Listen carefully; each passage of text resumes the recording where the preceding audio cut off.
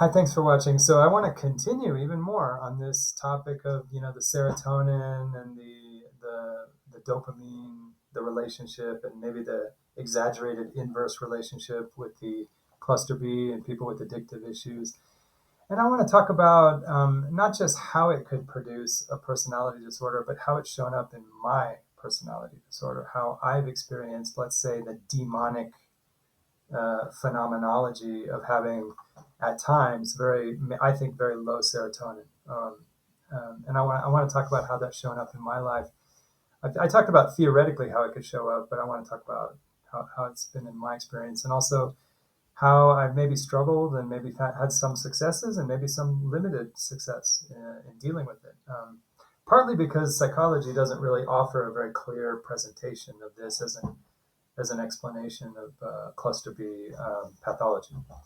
So, I guess to get started, I can say that I do not believe that there's any definitive trauma or any definitive abuse from my parents or my family that directly caused me to have the kind of dynamic I have with my neurotransmitters, okay?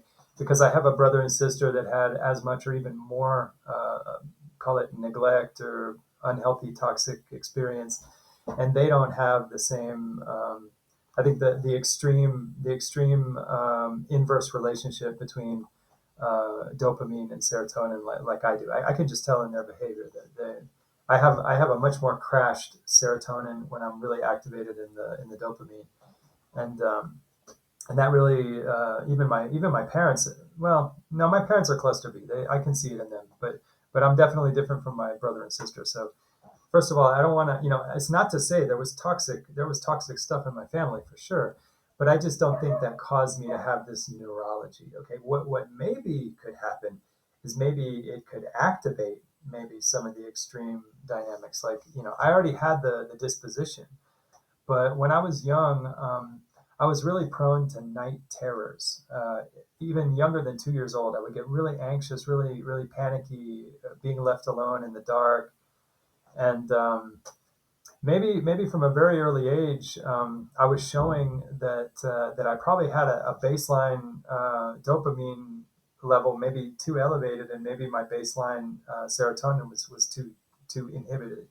That may be why I had all those night terrors, and why I was really just really afraid of the dark and being left alone. And so I can't really blame my parents for, trying to let me sleep in my own room or whatever, because my brother and sister, they had no problem. So it must have been, a special temperament that I had. But probably, and what was I supposed to sleep in my parents' bed, for 2 years? I mean, that doesn't make any sense. So I think, you just can't blame everything on your parents. And also, I saw other families growing up, and I saw other kids that had, really, some really unhealthy, some not. And, you know, there's not a perfect correlation between people who have behavior problems and the kind of upbringing. I mean, there probably is some correlation, but I just think that I'm willing to say that it has something to do with how I turned out. But I think that it's probably more fair to say that I also have some neurology of my own that makes me, you know, particularly susceptible. Just like you can have a family where you have, like, say, five brothers, and maybe two are addicts and maybe three are not addicts, something like that. It's probably very analogous.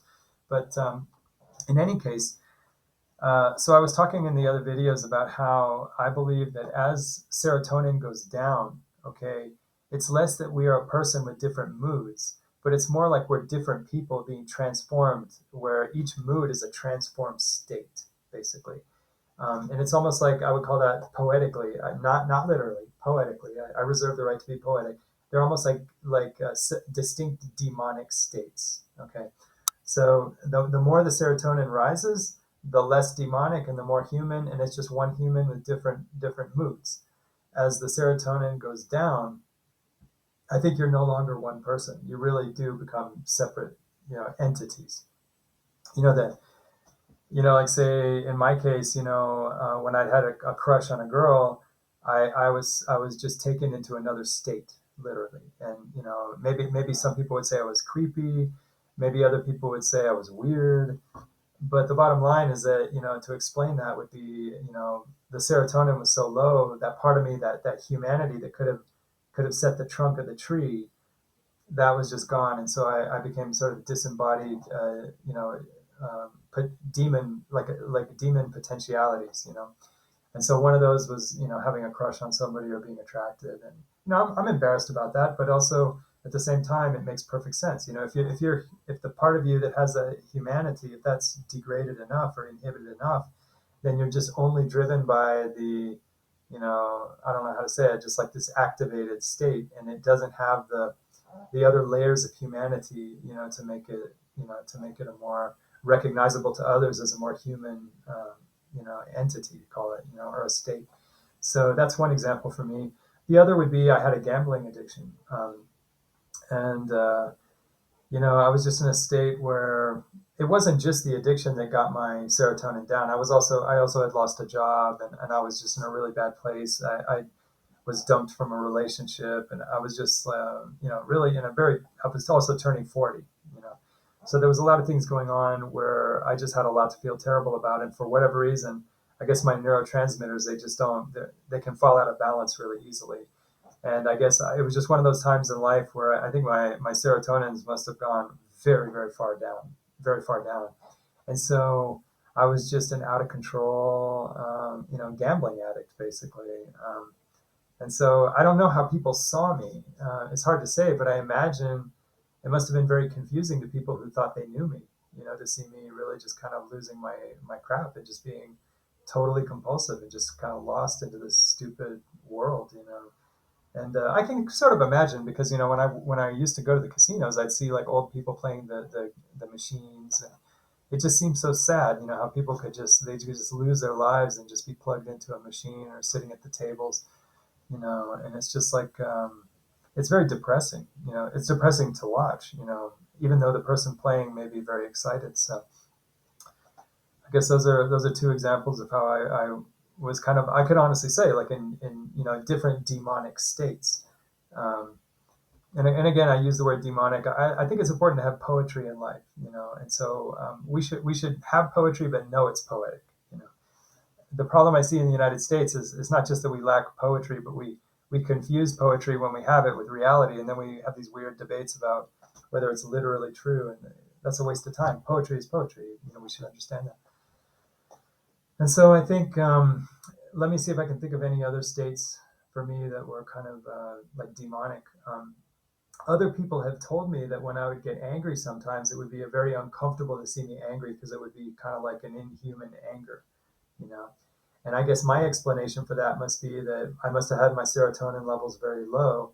And then it's not just me getting angry, but it's almost like I'm transforming into another person. Okay. And so that can be very shocking to people because my baseline is probably not anything like what I am when I'm angry. So, I can understand how that would make people uncomfortable. So as we talk about these demonic states, I think we have to understand that, there's a reason why there's stigma. There's two types of stigma in the world of psychology when it comes to personality disorders. One is the stigma of the actual symptoms, okay? And then there's a separate stigma, which is the idea that there's nothing you can do about it. Okay, those are two different stigmas. Um, I think the stigma that we have towards people when they are in these demonic states, I think, even though, ideally we can minimize the stigma. I try to minimize the stigma, but I think naturally, I think the stigma is present just by nature. I think when we see somebody who's in a real demonic state, I think it's normal to have a stigma about it, and even to feel really, really uneasy around people. I think that must be a biological mechanism we have where we should feel uncomfortable around somebody who looks like they're like in a predatory state or in a demonic state. And so I think as people with cluster B, I think we need to take responsibility that not only will we feel like a loathing of ourselves, when we're missing that call it that serotonin part of us, that human part of us, whatever. I think we should also understand that other people will naturally feel very uncomfortable with us when we're in those states, in a very disturbed, angry state, or let's say in a state where we're just craving something so much that we're kind of losing our executive horizon. And maybe we're going through an inhibition of the serotonin levels. and that may be sort of transforming us, into something that's not really human. It's sort of a monster state.